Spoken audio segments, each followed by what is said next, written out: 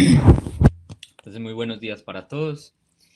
El día de hoy vamos a tratar en las charlas de neurocirugía pediátrica un tema muy frecuente, importante y como vamos a ver a lo largo de la charla, en ocasiones con un manejo difícil. Vamos a hablar acerca de la ventriculitis en los pacientes pediátricos con un énfasis en la ventriculitis recurrente. Mi nombre es Mauro Suárez, yo soy residente actualmente rotando por el servicio de neurocirugía pediátrica. La ventriculitis es una patología que se asocia a una tasa muy alta de mortalidad y morbilidad comparado con otras condiciones neuroquirúrgicas. Tenemos tasas de mortalidad hasta el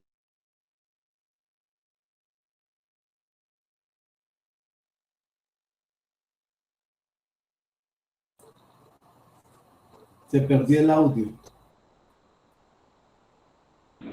Mauro, no se oye. Mauro, se fue el audio. Mauro,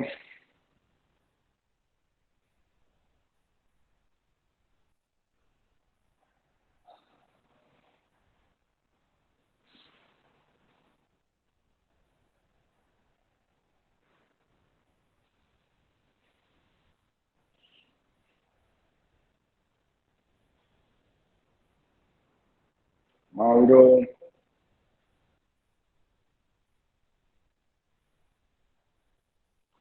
Mauro, no te escuchamos.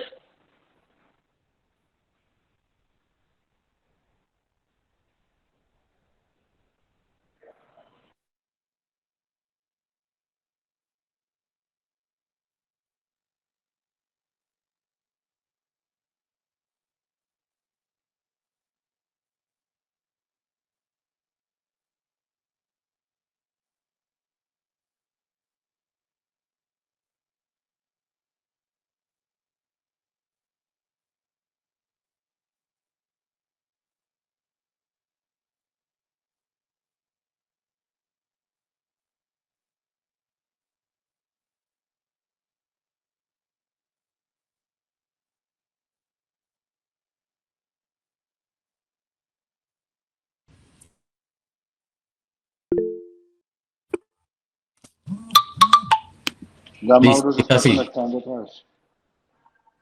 Sí, ya. Había un problema con el internet de la casa, pero ya.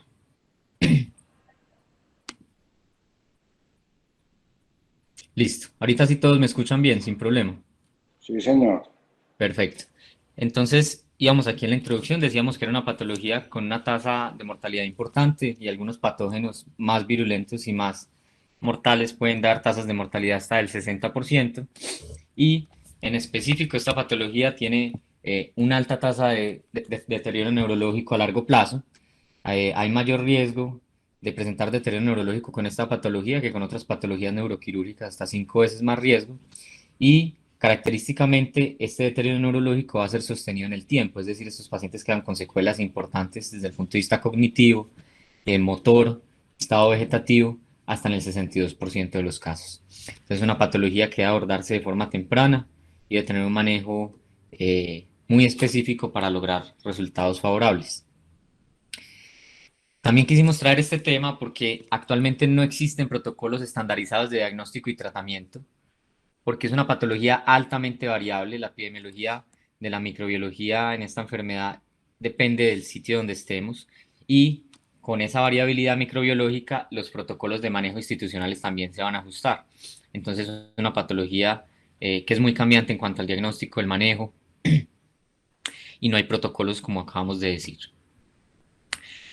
El término ventriculitis hace referencia a una inflamación del sistema ventricular.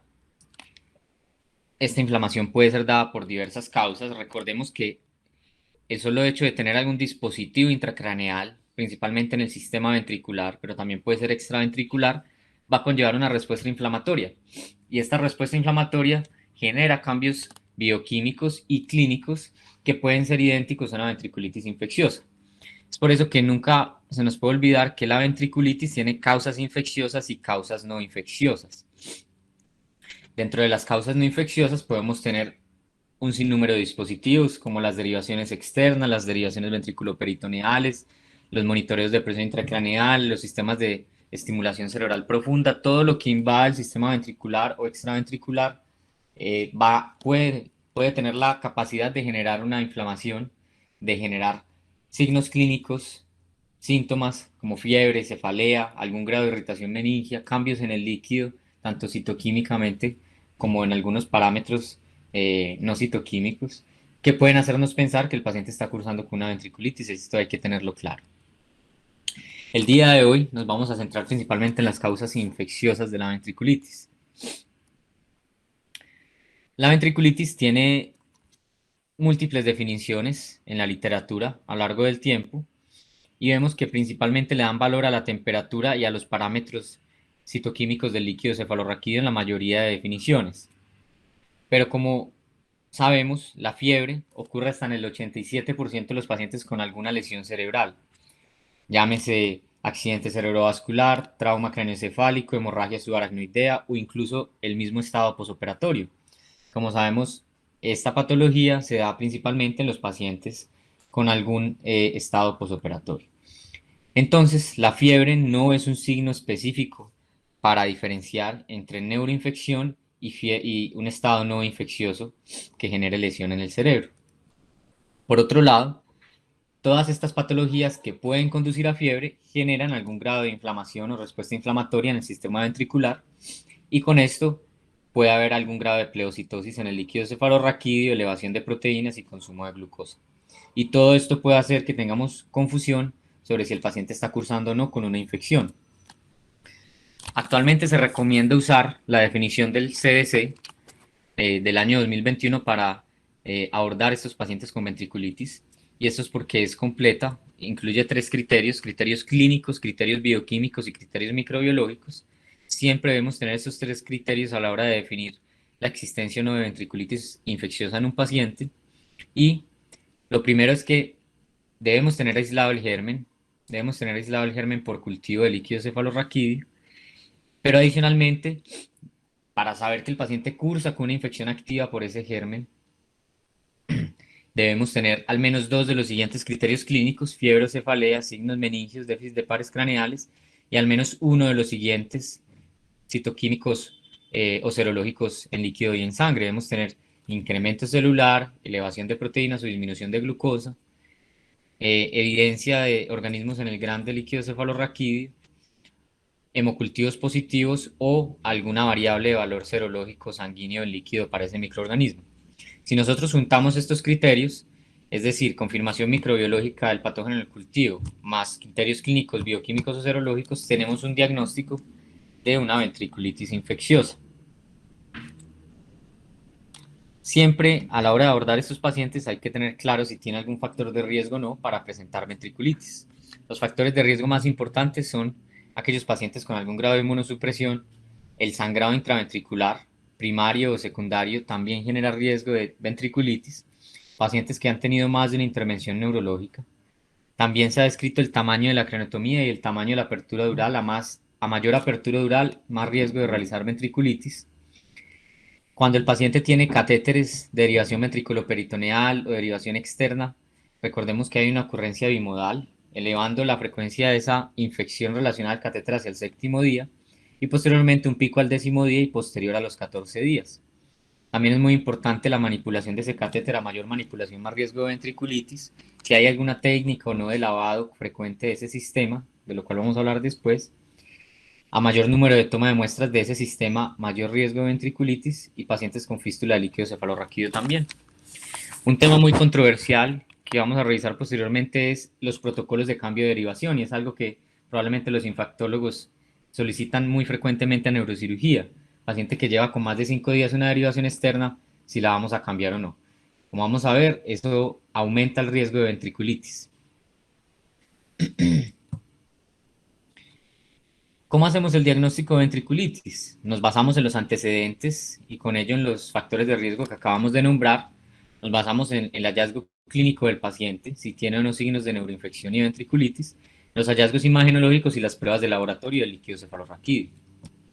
En cuanto al estudio del líquido, hay que tener muy claro que las proteínas y la glucosa no son específicos.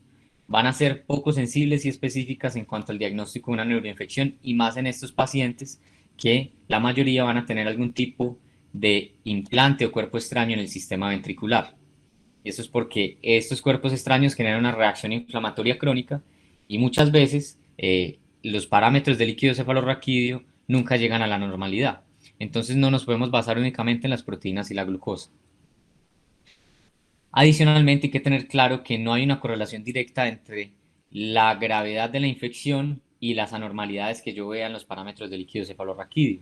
La gravedad de una ventriculitis la voy a definir según las características de imagen y las características endoscópicas, como vamos a ver. El lactato es un parámetro de laboratorio muy importante porque tiene una sensibilidad muy alta y una especificidad muy alta.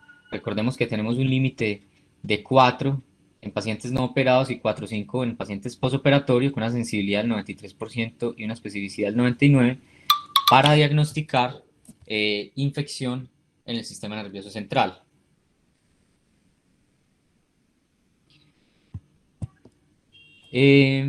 Adicionalmente, un parámetro de laboratorio muy importante es el índice celular. Como sabemos, estos pacientes tienen una respuesta inflamatoria crónica, muchos de ellos por catéteres o por elementos extraños en el sistema ventricular, y pueden tener aumento de la celularidad, pero cuando este aumento condiciona una patología o incluso en un estado posoperatorio, cuando yo tengo una barrera hematoencefálica alterada, cuando yo sé que esos leucocitos son lo suficientemente elevados para condicionar una patología. Esto yo lo determino con el índice celular y es una división entre la comparación de los glóbulos blancos en el líquido cefalorraquídeo y los glóbulos rojos en el líquido cefalorraquídeo sobre los glóbulos blancos en sangre y glóbulos rojos en sangre. Cuando este índice celular es mayor a 1, yo sé que la elevación de los leucocitos es lo suficientemente importante para considerar una infección. Esto es mucho más específico que medir el recuento total o absoluto de glóbulos blancos en líquido cefalorraquídeo. ¿De dónde voy a extraer el líquido cefalorraquídeo? Si el paciente ya tiene una derivación externalizada, si el paciente tiene una derivación externa, ¿de dónde lo voy a extraer? Debo realizar idealmente punción lumbar. ¿Por qué? Porque la punción lumbar tiene 2 veces más probabilidades de cumplir los criterios de infección en comparación con la muestra tomada de la derivación externa. Y esta mayor sensibilidad nos va a generar una mayor capacidad de excluir el diagnóstico de ventriculitis si es negativo. Entonces es muy importante realizar la muestra del sitio adecuado y lo que se recomienda en la literatura es mediante punción lumbar. En cuanto a la resonancia magnética, es mandatoria en todos los pacientes con sospecha de ventriculitis. Eh, Vamos a tener diversos signos. Lo más importante va a ser estas 4 secuencias: T2, flare, difusión y contraste. Vamos a ver detritos y pus en el sistema ventricular que se manifiestan como hipointensidad en el T2, hiperintensidad en flare e hiperintensidad en la difusión. Adicionalmente vamos a ver signos de ependimitis como una captación de contraste en la pared ventricular y la secuencia más importante de todas estas para el diagnóstico va a ser la difusión. Si nosotros vemos en la secuencia B1000 una hiperintensidad en el sistema ventricular, es decir, una restricción a la difusión, esto nos va a hacer el diagnóstico de ventriculitis, principalmente epiógena, y cuando hay colecciones importantes, es un indicio de que la infección puede ser dada por gérmenes gram negativos. Entonces ya después de dar este abrebocas, ¿qué es ventriculitis recurrente? Ventriculitis recurrente tiene 2 definiciones en la literatura. La primera es una infección del sistema ventricular que responde de forma temporal al manejo médico o quirúrgico y que tiene una posterior recaída, es decir, unos cultivos intermitentes. Inicio el manejo sistémico con el paciente antibiótico o lavados endoscópicos si lo requiere, y el paciente tiene inicialmente una respuesta positiva, tiene una disminución de la celularidad, tiene un cultivo negativo, y en el cultivo control para realizar el manejo definitivo de su patología encuentro positividad. Eso se denomina ventriculitis recurrente. Pero también tengo otra definición y es la infección del sistema ventricular que no presenta respuesta al manejo tras 14 días de manejo antibiótico, ya sea intravenoso o intraventricular o intratecal o cualquier otro tipo de manejo para la ventriculitis. En otros textos lo denominan como ventriculitis persistente, es un sinónimo en la literatura, persistente y recurrente, y hace énfasis a estas 2 definiciones, ya sea el que recae o el que nunca generado respuesta al manejo instaurado. Este escenario es el escenario más temido dentro de los pacientes con ventriculitis, porque son los que tienen mayor mortalidad y mayor morbilidad. La tasa de recurrencia o persistencia de ventriculitis es hasta el 26% de los pacientes y con algunos gérmenes como el estafilococo epidermidis puede ser mayor hasta el 30%. Hay que tener claro que hasta 2/3 de los casos son causados por el mismo microorganismo.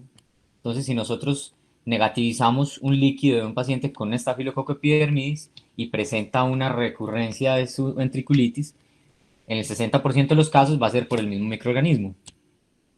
En cuanto a los factores de riesgo para la recurrencia de la ventriculitis, tenemos los antecedentes de infección de la derivación en los últimos 6 meses, los pacientes que ya fueron dados de alta, pacientes con derivaciones complejas, es decir, pacientes con más de una derivación, pacientes con derivaciones múltiples, con un solo catéter distal, por conector en Y o con derivaciones complejas, pacientes con derivaciones atriales, pacientes que tienen complicaciones con ese episodio de ventriculitis inicial, como hemorragias intraventriculares, fístulas de líquido cefalorraquídeo, disfunción de la válvula, tienen mayor riesgo de presentar ventriculitis recurrente y pacientes con cultivos negativos intermitentes, es decir, pacientes que durante el manejo de la ventriculitis inicial negativizan cultivos, vuelven a positivizarlos, vuelven a negativizarlos, son pacientes que tienen mayor riesgo de hacer ventriculitis recurrente. ¿Cómo vamos a hacer el manejo de estos pacientes? De los pacientes con ventriculitis, especialmente los pacientes con ventriculitis recurrente. La primera línea la piedra angular del manejo es el manejo antibiótico. Este manejo antibiótico puede ser dado de forma sistémica o de forma intratecal, intraventricular. En cuanto al manejo sistémico, pues vamos a empezar inicialmente con un manejo empírico en la mayoría de los casos, y esto se basa en la epidemiología local de los microorganismos. Antiguamente la patología era principalmente por gérmenes gram positivos, pero actualmente hay una transición y esto es que en un gran porcentaje de las ventriculitis, más o menos el 30-40%, se están dando por gérmenes gram negativos. Entonces hay que tener en cuenta que para generar un manejo empírico adecuado, debo empezar con vancomicina, que me va a cubrir los gérmenes gram positivos resistentes, pero también con un betalactámico antiseudomonas, recomendado el meropenem o el cefepime, para cubrir también esos gram negativos.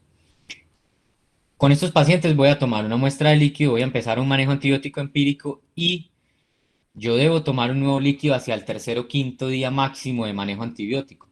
Porque si yo estoy dando el manejo antibiótico adecuado a las dosis adecuadas y el paciente tiene un germen sensible, yo debo tener respuesta en el líquido en las primeras 48 horas, máximo 72 horas. Si yo tomo una punción lumbar de control a los 3 días, o a los 4, o a los 5 días, y no tengo cambios ni en el citoquímico, ni en el lactato, ni se ha negativizado el líquido, quiere decir que no estoy dándole el antibiótico correcto, o el paciente tiene un patrón de resistencia de difícil manejo, o requiere otro tipo de manejos. Entonces es muy importante esto. Siempre hacer un control temprano por medio de punción lumbar al tercer quinto día para determinar la respuesta del paciente. Y una vez yo tenga una negativización del líquido, una vez mi cultivo sea negativo, yo empiezo a hacer un conteo de días de terapia antibiótica efectivo, porque esto es lo que me va a mí a decir en cuánto tiempo puedo dar un manejo definitivo de la hidrocefalia del paciente, es decir, si tiene una válvula, volver a poner el sistema o realizar algún otro tipo de manejo. Cuando yo tengo un germen gram positivo, obviamente voy a dirigir el manejo según el antibiograma, pero en la literatura el antibiótico más recomendado es la vancomicina. Si yo tengo unas concentraciones inhibitorias mínimas altas, que para la mayoría de gram positivos son mayores a 1, voy a adicionar un fármaco de segunda línea. Dentro de los de segunda línea para estos gram positivos recomienda la literatura la aptomicina, la linezolid en alérgicos a la vancomicina o la ceftarolina.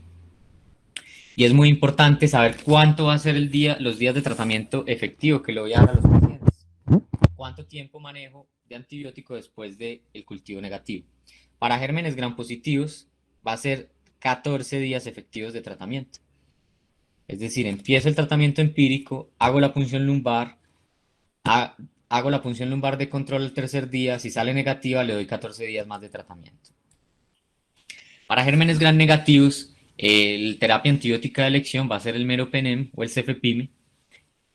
y voy a determinar por esa punción lumbar y ese cultivo y ese antibiograma si tiene un patrón de resistencia difícil de tratar, donde aquí los antibióticos van a ser probablemente otros, los aminoglucósidos, la tigecyclina, la polimixina B, y a los gérmenes gram negativos se les va a dar más días de tratamiento. A los gram positivos les doy 14 días y a los gram negativos 21 días de tratamiento efectivo, es decir, 21 días después de el cultivo negativo. ¿Cuándo doy antibiótico-terapia directa al líquido cefalorraquídeo? Esto lo puedo hacer por tres vías. Lo puedo hacer por un catéter de Omaya previamente implantado o implantarlo y ponerle el antibiótico. Puedo hacerlo por un sistema de derivación externa. Puedo hacerlo por un sistema de drenaje lumbar externo. Eh, ¿Cuándo lo voy a realizar? Esto es una alternativa para lograr concentraciones altas de antibiótico, evitando el paso en la barrera hematoencefálica del antibiótico administrado por vía intravenosa, porque como sabemos, esto es una gran barrera que disminuye la biodisponibilidad de los antibióticos en el sistema ventricular. Los fármacos más utilizados son la vancomicina, la polimixina, colistina, aminoglucósidos, pero ninguno de estos está aprobado por la FDA para su uso intraventricular. Adicionalmente, la mayoría de literatura disponible que trata esta terapia intraventricular o intratecal para la ventriculitis está descrita en los adultos. Sin embargo, también hay estudios publicados en niños. ¿Cuáles son las indicaciones para dar este tipo de manejo? Principalmente pacientes que no mejoran clínicamente con el tratamiento antibiótico sistémico en los primeros 7 días. Recordemos que a las 48 de 72 horas máximo yo ya debo tener una respuesta. Si estoy dando el antibiótico adecuado, el germen es resistente o es sensible pero no responde, yo debería pensar en otra opción de manejo y una de esas es el antibiótico directo al líquido cefalorraquídeo. Segundo, pacientes que tienen un patrón de resistencia de difícil manejo, principalmente dos gérmenes, Pseudomonas y Acinetobacter baumani, tienen un perfil de erradicación difícil, más aún Acinetobacter. Vemos como la erradicación con la terapia intraventricular o intratecal es del 91% versus 18% con la terapia antibiótica sistémica. Entonces cambia dramáticamente el éxito de la terapia. Tercero, lo que nos trae el día de hoy, la ventriculitis recurrente. Pacientes que tengan una ventriculitis persistente o recurrente tienen una indicación en la literatura para manejo antibiótico intraventricular o intratecal. Y en algunos casos, pacientes en los que no se puede hacer retiro de la derivación inicial, retiro del sistema infectado, puede considerarse, en ese caso, dar manejo intraventricular o intratecal para disminuir el riesgo de ventriculitis recurrente, dado que no se puede retirar ese sistema. ¿Cuáles son los beneficios de dar este manejo? Al tener mayor biodisponibilidad del fármaco en el líquido cefalorraquídeo, voy a acelerar la erradicación microbiana.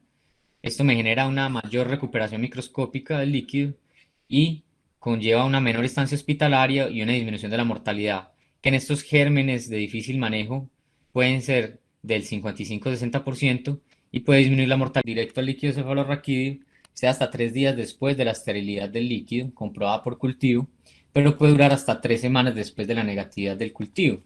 Como vemos aquí, son diversos los antibióticos, la mayoría dirigidos a gram negativos porque son la mayoría de poblaciones bacterianas que no van a responder a la terapia sistémica. Para gram positivos tenemos la vancomicina también. Múltiples dosis, sin embargo, algunos libros de texto, como el libro de Mandel, dicen que la forma más práctica de realizar la dosis intraventricular es dar el 5 a 10% de la dosis venosa total. Es decir, si yo le voy a dar al paciente una dosis de 1 gramo de vancomicina, le doy el 10% de esa dosis, pero intratecal o intraventricular. Hay que tener unas consideraciones con los medicamentos. Lo primero es que es ideal que los medicamentos no tengan conservantes, porque esto disminuye la tasa de eventos adversos con la antibiótico-terapia intraventricular. Deben ser antibióticos estériles y en monodosis. Si el paciente tiene algún sistema de derivación externa, debe cerrarlo después de la aplicación del medicamento, al menos 15-60 minutos, para asegurar que la disponibilidad del antibiótico sí sea adecuada en el sistema ventricular. Y si el paciente tiene una derivación ventriculoperitoneal, no es recomendado implantarlo en el reservorio de la derivación, porque esto no genera una adecuada biodisponibilidad en el sistema ventricular. En esos casos, se debe considerar colocar un reservorio malla, colocar una derivación externa, colocarlo vía tecal por un dren lumbar, pero no por el shunt previamente implantado. Los efectos adversos en la población adulta se han descrito, son aproximadamente el 13%.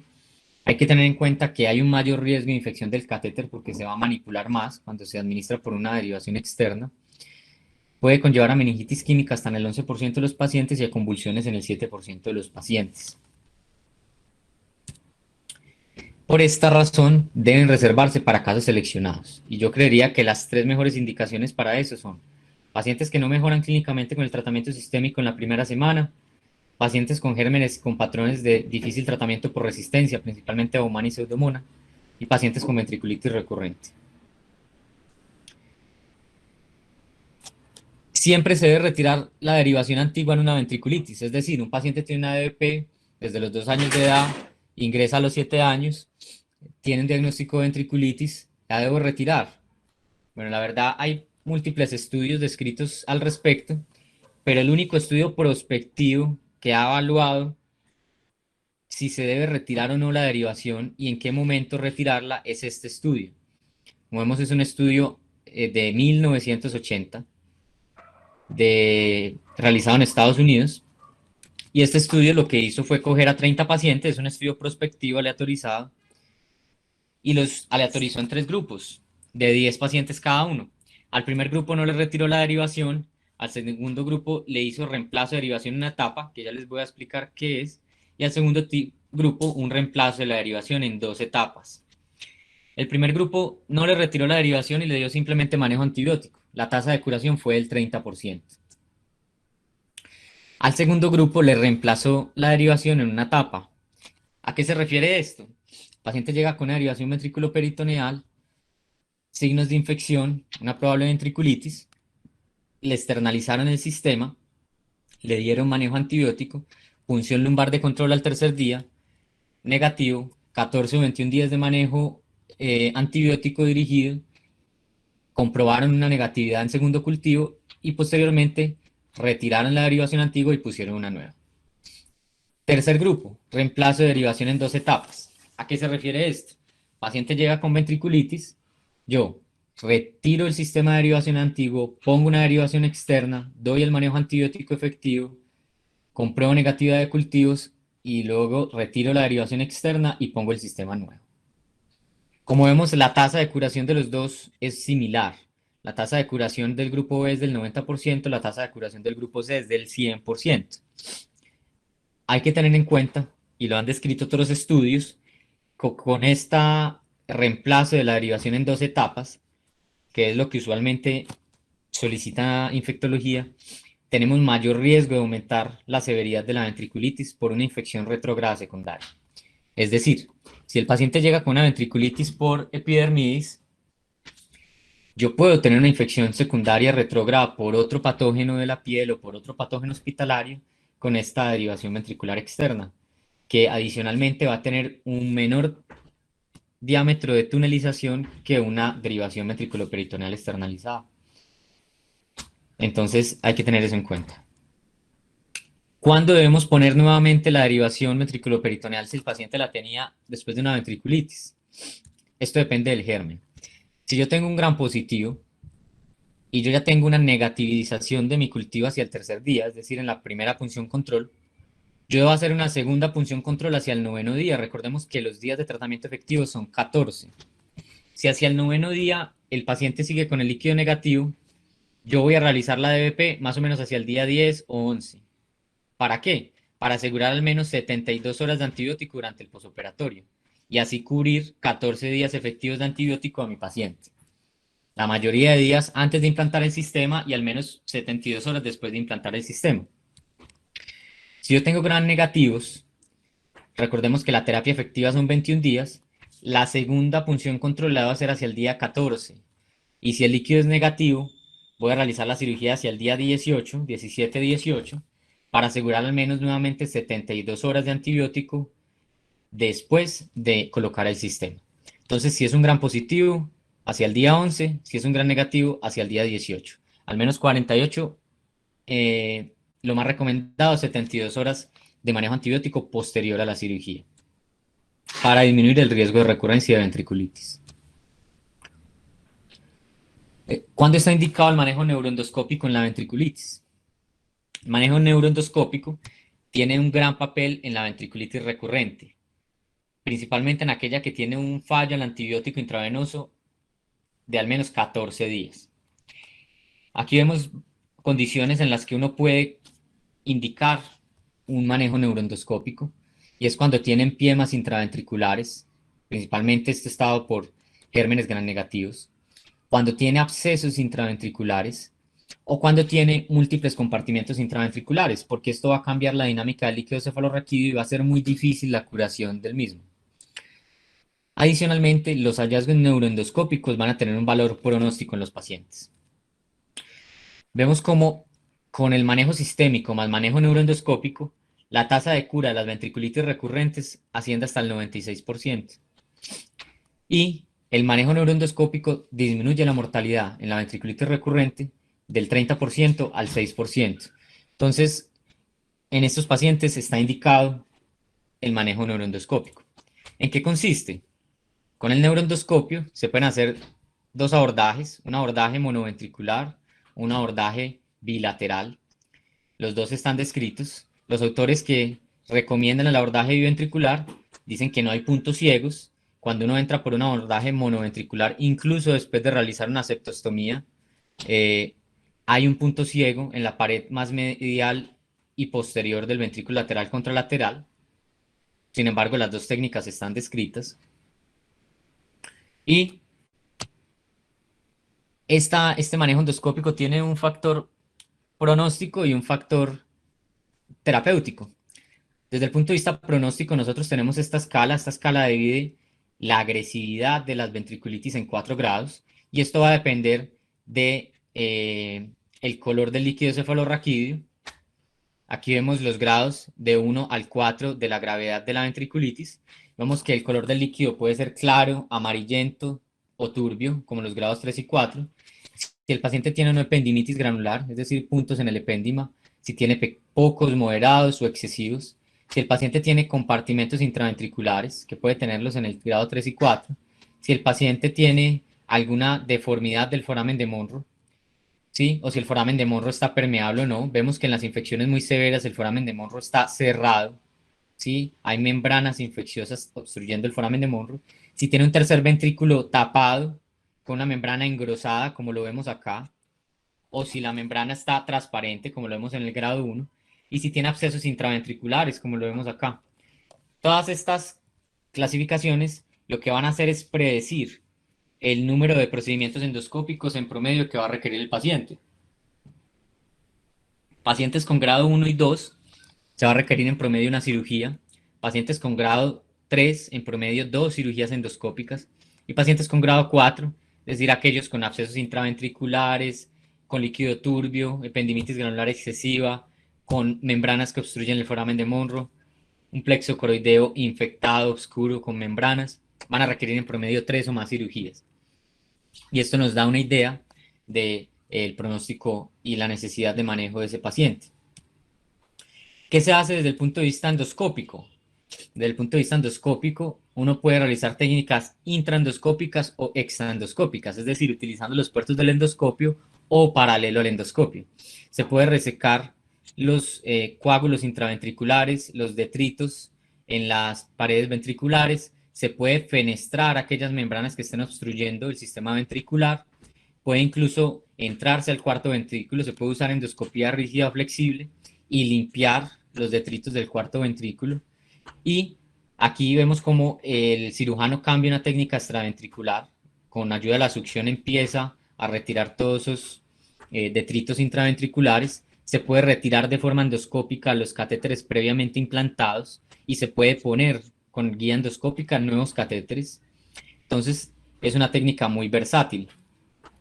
Aquí vemos cómo con ayuda de sondas para succión, sondas Nelaton, catéteres de derivación externa, se puede hacer eh, succión de los abscesos intraventriculares.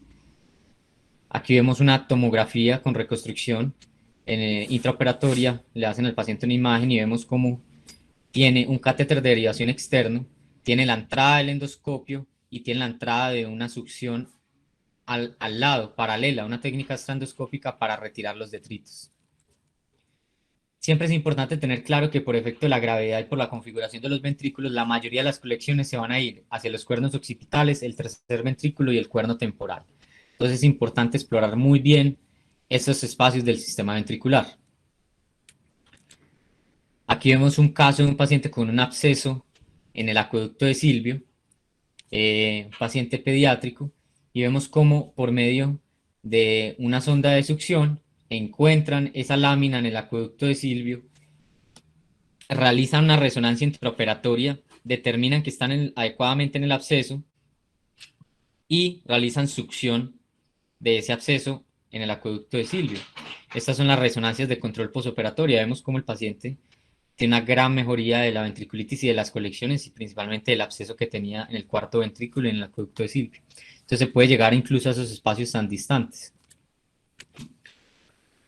Adicionalmente se pueden realizar fenestraciones, tercer ventriculocisтерnostomía, cuando es requerida, la septostomía, ¿sí? Del septum pellucidum.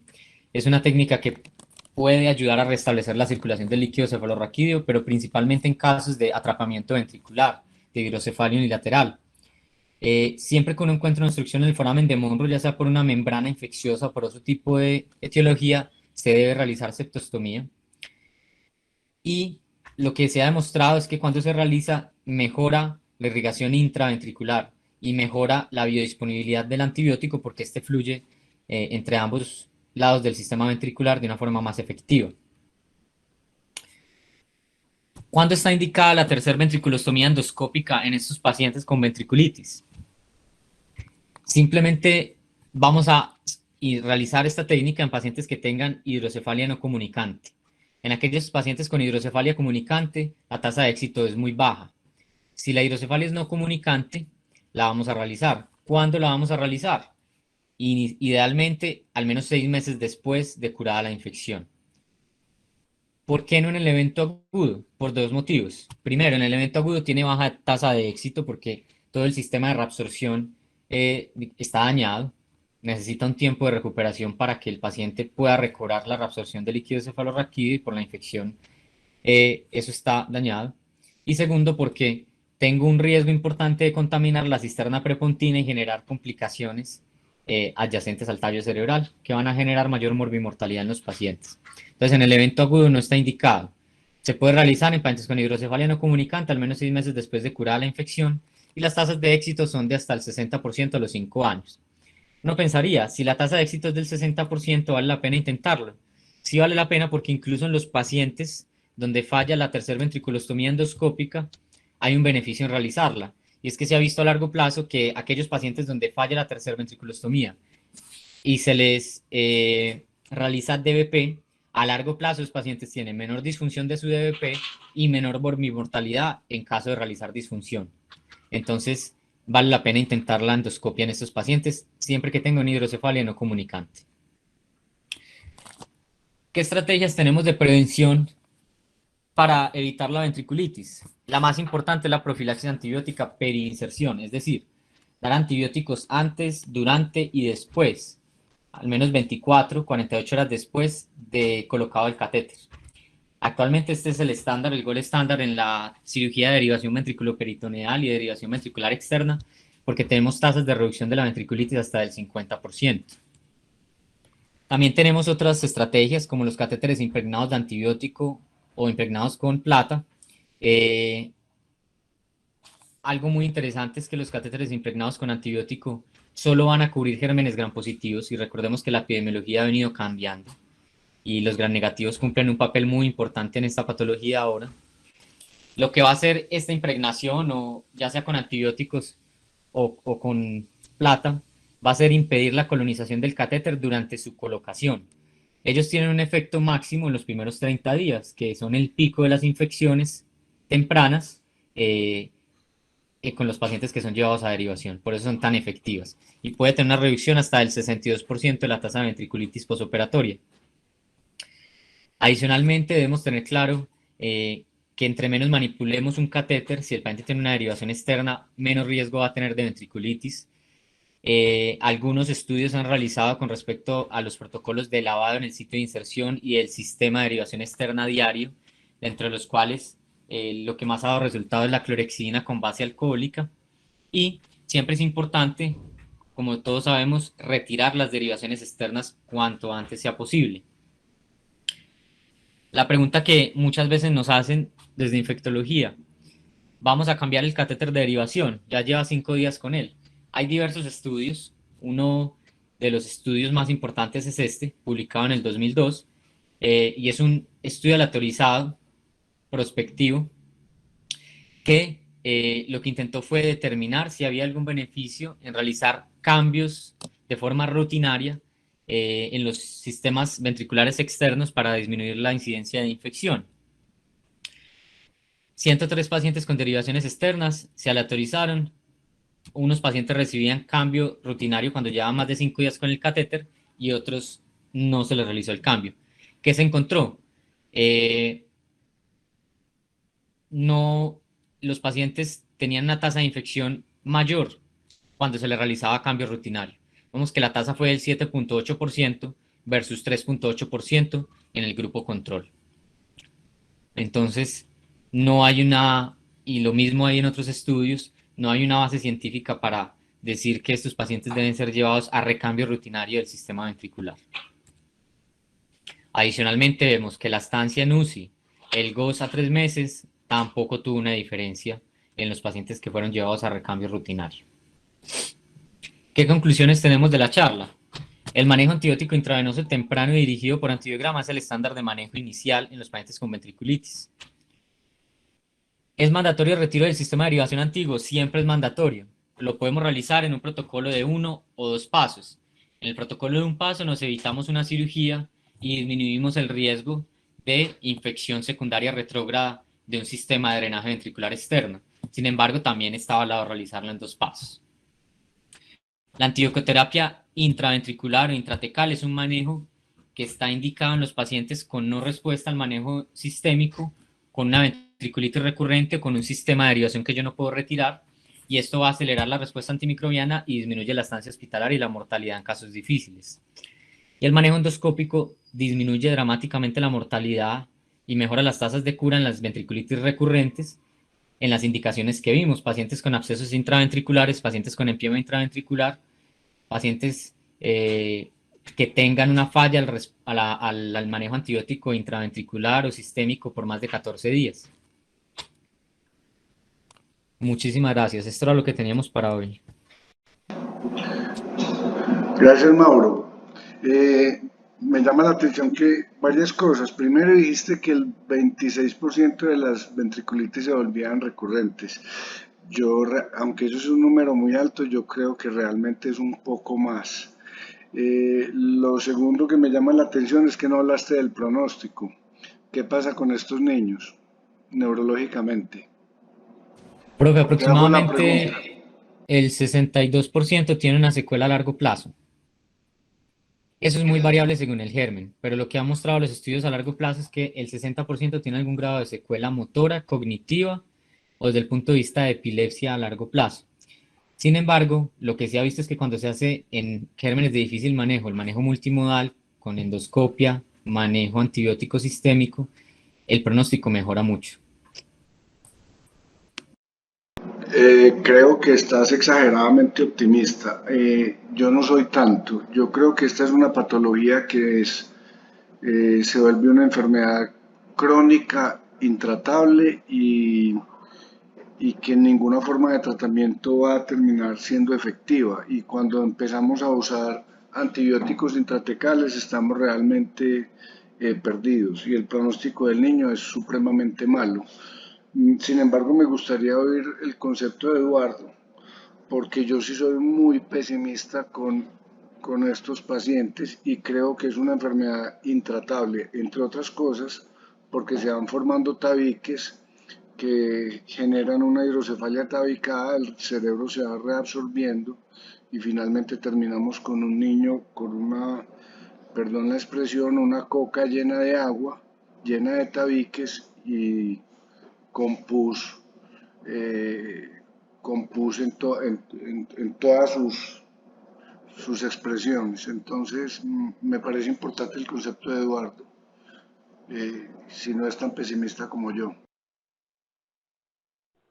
Hola, buenos días a todos. No, Nacho, no soy tan pesimista. Lo que pasa es que dependiendo del momento, dependiendo del germen, dependiendo de las cosas que tenga de base, es el resultado. Igual, como, bueno, una cosa que quiero destacar es que la charla que hizo Mauro fue absolutamente completa en lo que tenía que cubrir sobre la enfermedad, muy buena en todo sentido. Creo que el tema quedó muy bien revisado y cumplió el objetivo, ¿no es cierto? Que era mostrarnos lo de la ventriculitis, lo poco que se ha estudiado recientemente sobre la ventriculitis, ¿no es cierto?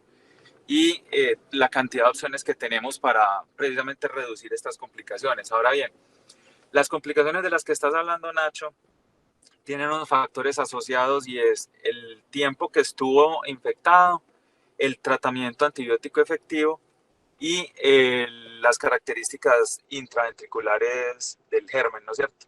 Entonces, el epidermidis termina siendo como el más frecuente que tenemos, aclarando que la epidemiología ha cambiado, como dijo Mauro, cada vez más gram negativos, pero si se llega a tiempo cumpliendo los criterios que tiene la clínica, se hace el líquido, se empieza el tratamiento efectivo, lo que hemos visto realmente es que no hay tantas complicaciones intraventriculares y de hidrocefalias tábicas, que era lo que pasaba mucho antes. Los pacientes se logran recuperar y mejoran en el tiempo y todo. El pronóstico neurológico también tiene que ver precisamente con ese tiempo que tienen de exposición al daño por la bacteria.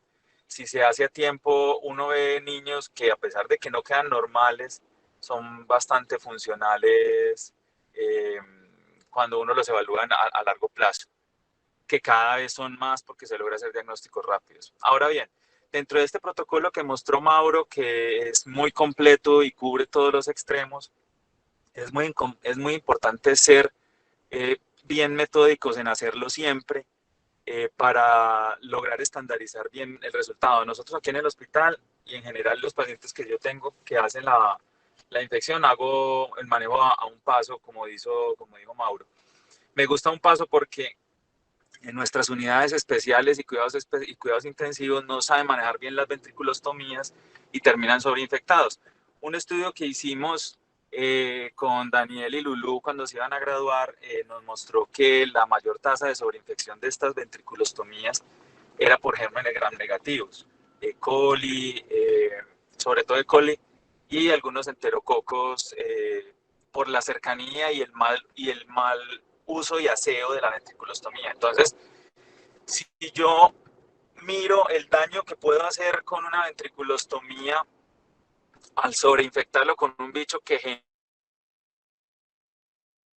generalmente no es lo que generalmente se pega del plejo coroideo, pues yo me la jugué por la terapia a un paso y esa terapia a un paso me ha dado muy buen resultado porque no solo me ahorro una cirugía, sino que disminuyo la posibilidad de sobreinfección del catéter. Entonces, las tasas de curación y de mejoría de estos pacientes ha sido muy buena en el caso de nosotros, pues acá en el hospital. Entonces, por eso siempre me la juego a un paso, tratando de evitar, como bien dijo Mauro, la sobreinfección con los otros gérmenes. Ahora, viene un factor adicional, que es cuando generalmente viene el paciente remitido de otra parte ya con ventriculostomía, que me parece complejo de manejar, porque primero uno no sabe con cómo arrancaron, segundo la confiabilidad de los cultivos que se hacen, y ya nos pasó con una niña recientemente que llegó remitida de Montería, venía con el diagnóstico de un enterococo y resultamos que traía una pseudomonas larvada y tuvimos una ventriculitis recurrente. La niña se alivió del enterococo, muy bien la derivamos, líquidos negativos y más o menos a la semana, 15 días, otra vez sintomática, líquido y una pseudomonas. Revisando en el laboratorio y con infectología encontramos que era una pseudomonas que venía larvada, que para poder darnos cuenta que estaba dentro del mismo líquido había que dejar el cultivo 5 días, miren una variable más, que no son 3 días sino 5, para poderlos coger. Entonces esa pseudomonas se nos pasó precisamente porque la técnica no fue la adecuada, entonces no nos permitió dar el tratamiento efectivo necesario para negativizarla. Una vez tuvimos el diagnóstico adecuado, hicimos el tratamiento y ya la niña está derivada y tiene 2 cultivos negativos y ya terminamos de hacer el tratamiento. Entonces, es muy importante precisamente eso, tener claro que siempre se debe hacer lo mismo, ser muy incisivos en las características del citoquímico y de la negatividad del líquido y la cobertura del sistema siquiera las 72 horas después, para evitar precisamente que al manipular el catéter, la biopelícula nos contamine nuevamente el ventrículo y nos vuelva a dar positivo. Entonces yo siempre hago lo mismo y la idea de esta charla era mostrar de lo que yo hago, qué tanta pertinencia hay realmente demostrada, y miren que la literatura sí más o menos sustenta lo que estamos haciendo. Entonces la idea es que uno siempre repita lo mismo y así logra uno disminuir las tasas de recurrencia, logra uno disminuir la morbimortalidad de estos pacientes y de las complicaciones asociadas o como secuelas que serían la hidrocefalia tabicana, ¿no? Que es una cosa dramática de estos pobres pacientes. No sé si más o menos quedó clara la idea. Sí, Eduardo, muy clara. En la exposición de Mauro también me llama la atención tiempos de antibiótico muy cortos, de 14 días, cuando el líquido está estéril. Me parece, pues lo que vemos nosotros con los infectólogos acá es mínimo 6 semanas de tratamiento para estos casos. Entonces me parece muy poco y no sé si están ustedes haciendo ese tiempo tan corto de tratamiento antibiótico. Hay una diferencia entre el absceso cerebral y la ventriculitis. La ventriculitis utiliza 14 días para los gram negativos, para los gram positivos y 21 días para los gram positivos. A partir del primer cultivo negativo, que generalmente lo hago yo al 5.º día. Para el absceso sí son de 6 a 8 semanas, eso no hay duda que hay que hacerlo, ese es el protocolo estándar. Pero para la ventriculitis, que se considera como una meningitis complicada, la necesidad no es 6 semanas, sino 14 días, como te digo, para los gram positivos a partir del primer cultivo negativo y 21 días para los gram negativos después del primer cultivo negativo. Con eso se logran unas tasas de curación, como dijo Mauro, entre el 90 y el 100%. Hay una cosa que hay que tener en cuenta y aclarar, es que hay 3 gérmenes que definitivamente nos van a dañar nuestros resultados y es la pseudomonas, la klebsiella y la E. coli. Si tenemos una pseudomonas, una klebsiella o una E. coli dentro del ventrículo, la única manera de erradicarlo es o con antibiótico intratecal o plexectomía. Inclusive a veces toca hacer las 2 cosas, porque esas sí son las principales en hacer recurrencia y son las que más deterioran al paciente, ¿no es cierto? Entonces, con esos 3 bacterias, yo sí recomiendo ser bastante agresivo porque realmente no salen del ventrículo fácilmente. A pesar de que los infectólogos dicen que con el antibiótico es suficientemente bueno y todo, lo que uno ve es que como el antibiótico no llega muy bien a la parte de los pleos coroideos, las microcolonias que se hacen ahí solo se erradican o con el antibiótico intratecal porque hace una biodisponibilidad muy alta y aumenta la MIC dentro del ventrículo, o hacerle plexectomía, quemando directamente la bacteria, ¿no es cierto? Hay que ser un tanto más radical y más agresivo en esos pacientes.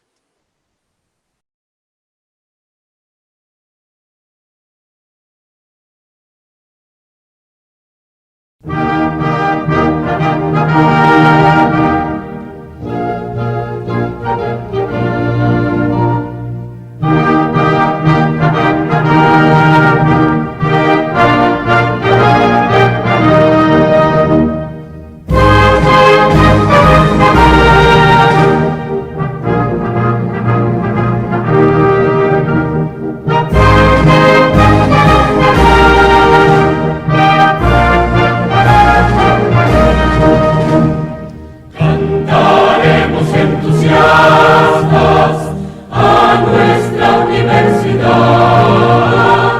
alma mater de la raza.